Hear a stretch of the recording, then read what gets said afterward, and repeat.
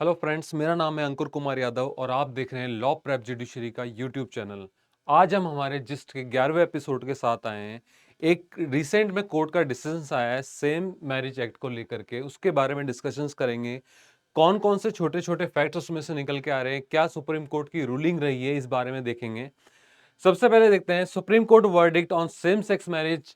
No fundamental right of same sex couples to marry. यानी दो चीज सुप्रीम कोर्ट ने इसमें पहली चीज क्लियर करी है कि ये कोई फंडामेंटल राइट नहीं है। मैटर ये चल रहा था काफी टाइम से, लोग ये डिमांड कर रहे थे कि जो आपका एसएमए एक्ट है उसके अंदर, स्पेशल मैरिज एक्ट के अंदर कुछ चेंजेस करिए, क्योंकि वो एक्ट सेम सेक्स मैरिजेस को सपोर्ट नहीं कर रहा था। इसको लेके कई लोग सुप्रीम कोर्ट गए, काफी टाइम तक सुप्रीम कोर्ट में इस चीज पे आर्ग्यूमेंट हुए।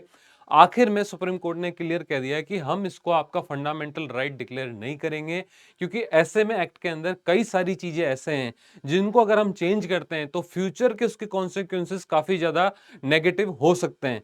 आइए इसमें आगे देखते हैं क्या चीजें सुप्रीम कोर्ट ने आगे इसमें रूलिंग दी है। 5 judges bench of Supreme Court that was headed by Chief Justice of India D.Y. Chandrachud unanimously ruled against legalizing same-sex marriage in October 17।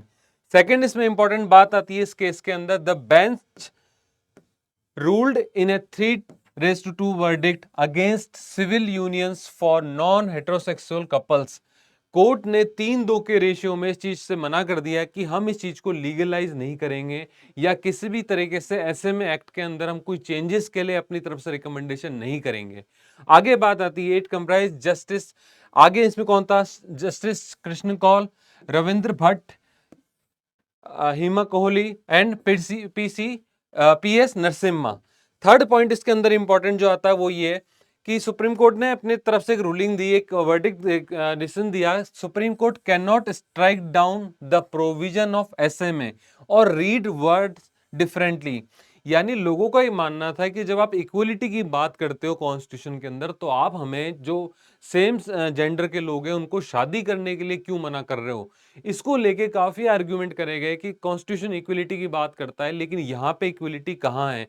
इस चीज को लेके कोर्ट ने क्लियर मना कर दिया कि हम इस चीज में कोई इंटरफेयर नहीं करेंगे, हमारी तरफ से जो एक्ट है एट प्रेजेंट वो सही है। आगे इसमें बात होती है,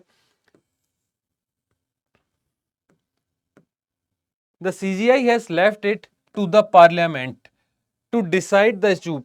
सीजीआई ने क्लियर कहा कि ये पॉलिसी डिसीजन है, इसके अंदर हम कुछ इंटरफेयर नहीं करेंगे, क्योंकि पॉलिसी बनाना किसका काम है? पार्लियामेंट का काम है। तो हम अपनी तरफ से कोई गाइडलाइंस नहीं दे सकते कि आप इस चीज को इसमें संविधान अपने रूलिंग के अंदर चेंज कीजिए या हमारी तरफ से कुछ एड ऑन कीजिए।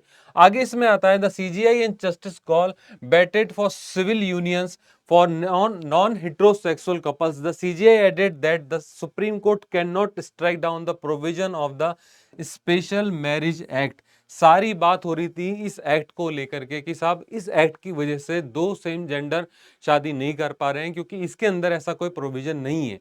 अब इशू क्या आ रहा था कि अगर ऐसे लोग शादी कर लेते हैं और फ्यूचर में जाके उनके कोई बच्चा होता है या कोई आगे जाके इंश्योरेंस या कोई भी इशू सामने आता है, उस कंडीशन के अंदर किसको एंटाइटल माना जाए।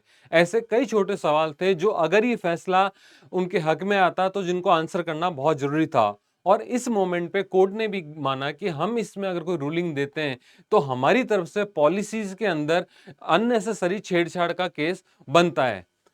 नेक्स्ट इसमें बात आती है चौथी, the focus of the petitioner filed is the gender neutral interpretation of the SMA. यानी वो कह रहे हैं कि आप इस एसएमए से आप जो जेंडर बायसनेस है कि आप कह रहे हो कि सिर्फ लड़का या लड़की की शादी होगी, हम उसके खिलाफ हैं। आप हमारे को परमिशन दीजिए, क्योंकि भारत आजाद है, इक्वलिटी है।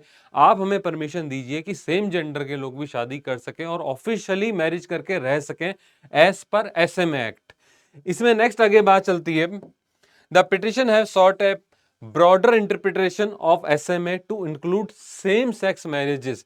यानी वो कह रहे हैं कि साहब आप लॉ है, आप उसका इंटरप्रिटेशन दीजिए हमें कि अगर सेम सेक्स के लोग भी शादी कर रहे हैं तो उनकी शादी को भी as per Indian law valid माना जाए।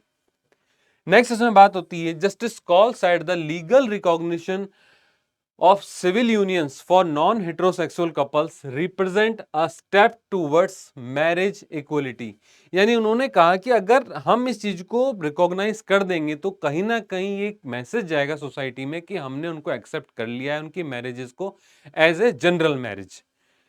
आगे से बात आती है, बट ऑल 5 जजेस agreed that there is no fundamental right. यानी आप ये नहीं बोल सकते कि मेरा फंडामेंटल राइट है और मुझे कोर्ट इसको इस राइट को दिलाने में मदद करे। हाँ, हम मानते हैं कि आपके साथ सोसाइटी के अंदर गलत हो रहा है, सोसाइटी में काफी ज्यादा आपके साथ कुछ रहने के अंदर दिक्कतें आ रही हैं जिससे लोग आपको डे टू डे रूटीन में प्रॉब्लम कर रहे हैं, लेकिन आप इस बेसिस पे ही नहीं कह सकते कि इसको फंडामेंटल राइट डिक्लेयर कर दिया जाए। आगे इसमें बात होती है, the majority of view is that the legislature or parliament must decided on bringing the same sex marriage। यानी फाइनली बॉल वापस पार्लियामेंट के पाले में डाल दी गई है कि पार्लियामेंट चाहे तो ऐसा कुछ चेंज कर सकती है, कोर्ट अपनी तरफ से इसमें कोई चेंजेस करना नहीं चाह रहा है। अब इसमें देखना कौन कौन सी पार्टी कोर्ट में गए थे। Those opposing the petitions include central government, national child right body NCPCR and the Jamiat Ulama Hind, a body of Islamic scholars. ये सारे लोग थे जो इसके अगेंस्ट थे कि हम इस चीज को अगेंस्ट जाते हैं, कोर्ट से रिक्वेस्ट करते हैं ऐसा कोई भी ऑर्डर या ऐसा कोई भी इंटरफेरेंस ना करें सोसाइटी के अंदर। यहां दो तीन चीजें हैं, एक सुप्रीम कोर्ट ने अपनी तरफ से कोई इंटरफेयर करने से मना करा है, लेकिन कई लोगों का कहना है कि सुप्रीम कोर्ट का ये डिसीजन के साथ साथ सुप्रीम कोर्ट ने यह भी कहा है कि हम मानते हैं समाज में ऐसे चेंजेस की, सोसाइटी में ऐसे चेंजेस की जरूरत है, क्योंकि अगर लोग बाग वहां रह रहे हैं, उनको कुछ दिक्कत हो रही है, तो कम से कम उनके जो लीगल राइट्स है वो प्रोटेक्टेड रहे। लेकिन एज ऑफ नाउ कोई डायरेक्ट रिलीफ नहीं मिला है सेम सेक्स मैरिजेस को लेके। आज के एपिसोड में बस इतना ही। एक नए एपिसोड में एक नए टॉपिक के साथ आएंगे। ये एपिसोड आपको कैसा लगा कमेंट बॉक्स में बताइएगा। तब तक इस एपिसोड को शेयर कीजिए, लाइक कीजिए। Thank you so much.